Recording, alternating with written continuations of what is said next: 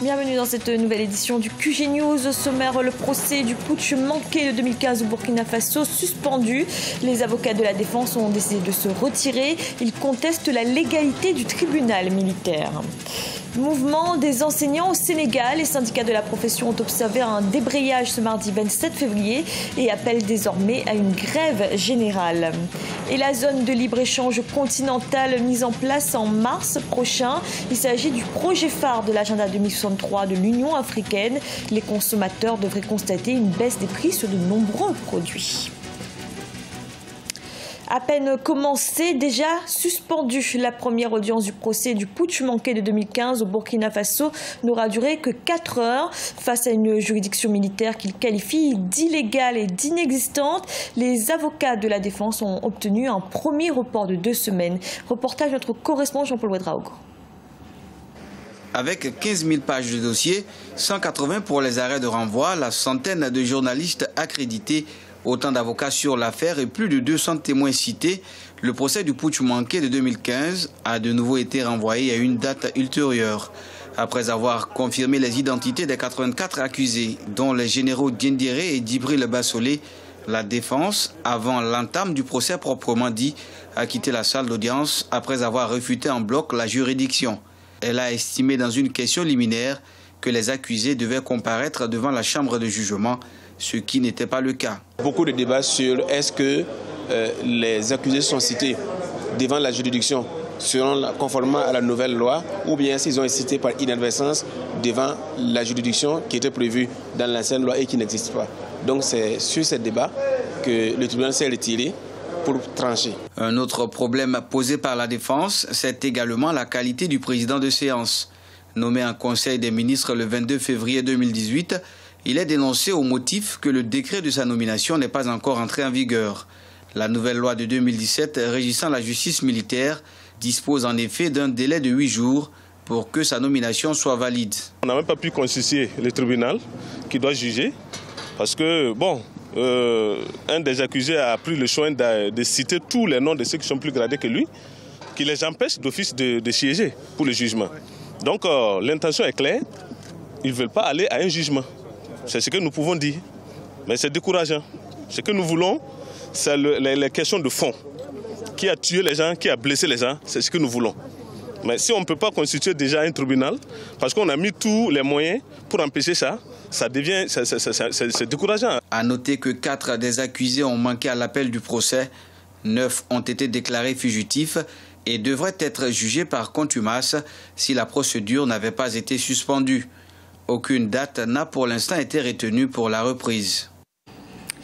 La contestation ne faiblit pas chez les enseignants sénégalais. Ce mardi, les syndicats de la profession ont observé un débrayage.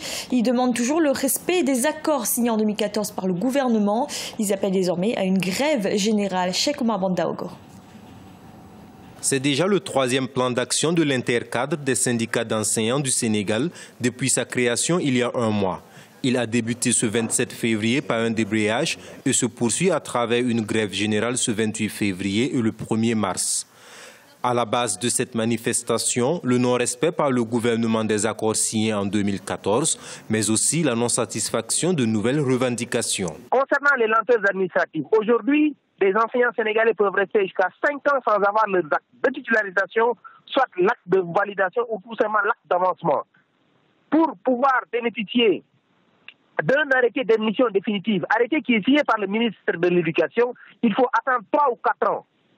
Les enseignants aujourd'hui sont confrontés à des difficultés qui ont pour nom le non-paiement des rappels liés à ces avancements-là. Pour revenir à la gestion démocratique des personnels, aujourd'hui les enseignants sont redéployés de manière sauvage.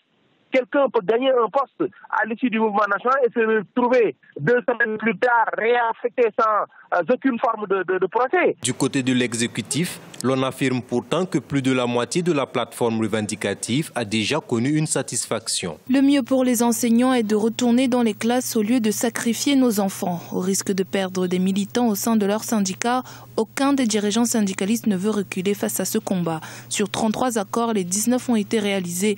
C'est dommage qu'ils n'ont n'en parle pas. Une affirmation que rejettent les syndicalistes qui, même conscients de l'impasse dans laquelle leur mouvement plonge l'éducation au Sénégal, tiennent à la satisfaction de leurs revendications. Selon le secrétaire général du syndicat des inspectrices et inspecteurs de l'éducation nationale, chaque apprenant sénégalais perd en moyenne 1200 heures par cycle à cause des grèves et effectue par conséquent 5 années en lieu et place des 6 prévues au niveau de l'élémentaire.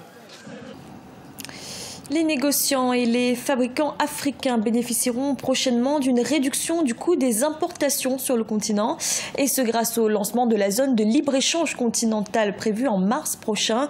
L'accord commercial qui sera lancé par les chefs d'État à Kigali apparaît comme une solution efficace pour renforcer le commerce intra-africain. N'ayez Claude Bessa. Projet phare de l'agenda 2063 de l'Union africaine, la zone de libre-échange continentale sera mise en place en mars prochain. Selon les perspectives, la création de cette zone de libre-échange continentale devrait augmenter le volume des échanges commerciaux entre les différents pays, accélérer le développement économique et donner un poids plus important au continent dans le commerce mondial. Les consommateurs devraient également voir les prix de nombreux produits baisser avec la suppression des taxes de 90% de 200 produits échangés sur le continent. Mettre sur pied une zone de libre-échange continentale, en principe, devrait conduire à une amélioration des échanges entre les États africains et qui va booster notre PIB. Sur le plan politique, mettre sur pied une zone de libre-échange continentale peut contribuer à harmoniser ce processus d'intégration au niveau de toute l'Afrique. Néanmoins, l'accord commercial qui vise à stimuler la croissance des industries du pays du continent suscite des incommodités concurrentielles pour les petites économies africaines. Elle redoute que les 10% d'articles classés sensibles entraînent une perte de revenus et une concurrence déloyale vis-à-vis des industries naissantes. Le Nigeria a tendance à exclure les produits fabriqués par des personnalités importantes afin de limiter la concurrence sur le marché. Ces questions sont encore en cours de négociation. Personne ne sait ce que les pays désigneront comme sensibles et lesquels seront exclus. Mais par expérience, le sucre et le lait ont tendance à être sensibles. Et certains pays musulmans excluent l'alcool et le porc. L'un des défis de cet accord commercial est de permettre des avantages équitables entre les différents pays africains. La signature est prévue pour le 21 mars prochain lors du sommet extraordinaire de l'Union africaine qui aura lieu à Kigali au Rwanda. Rappelons que, selon la Commission des Nations Unies sur le commerce et le développement, la suppression des droits de douane pourrait entraîner des gains de 3,6 milliards de dollars par an au continent africain. En Égypte, un cimetière antique où se trouvent 8 tombeaux avec une quarantaine de sarcophages a été découvert à Minya, au sud du Caire. Il s'agit d'un ensemble de chambres funéraires vieilles de plus de 2000 ans. L'exploration de cette nécropole pourrait prendre plus de 5 ans. Aïssatou Diamanga-Besselande. Une nouvelle découverte archéologique a été réalisée dans le gouvernorat de Minya, au sud du Caire, ce samedi 24 février 2018. C'est ce qu'a annoncé le ministre des Antiquités, Khaled Anani. La découverte concerne un ancien cimetière de tombes familiales, vieux de plus de 2000 ans, et un ensemble de puits funéraires datant de la fin de l'époque pharaonique, entre 664 et 332 avant Jésus-Christ, et le début de l'ère Al-Khalmi. 40 cercueils avec les noms de leurs propriétaires ainsi qu'un groupe d'objets funéraires ont été découverts. Nous sommes situés au nord de la zone de montagne archéologique d'environ 5 km. Cette zone est appelée Tuna el-Gebel. Le cimetière appartenait à la capitale de la 15e région dans l'Égypte ancienne. Nous avons fait beaucoup de découvertes archéologiques, plus de 40 cercueils, des restaurants de bois, des amulettes, des masques, des poteries et plus de 1000 statues de domestiques. Situé en bordure du désert occidental à 6 km du jugement archéologique de Tuna el-Gebel et ses célèbres catacombes, les archéologues égyptiens ont découvert 8 tombes anciens. Ils ont également trouvé d'énormes statues et dépôts qui servaient à la protection de certaines parties du corps des défunts. Nous avons trouvé la première tombe ici, un puits de 7 mètres de profondeur, et nous avons trouvé le premier cercueil, un cercueil vide. Puis, nous avons trouvé une momie, des bijoux et des objets en bronze doré, des restes de masques, 4 canopes et des pots. Toujours selon le ministre des Antiquités, les artefacts funéraires reflètent le prestige et le statut social des propriétaires de cimetières et le niveau d'art atteint à cette période de sophistication et de prospérité. Ce journal a été réalisé par l'ensemble de la rédaction. Merci de l'avoir suivi. Retrouvez dans un instant une nouvelle édition de l'information.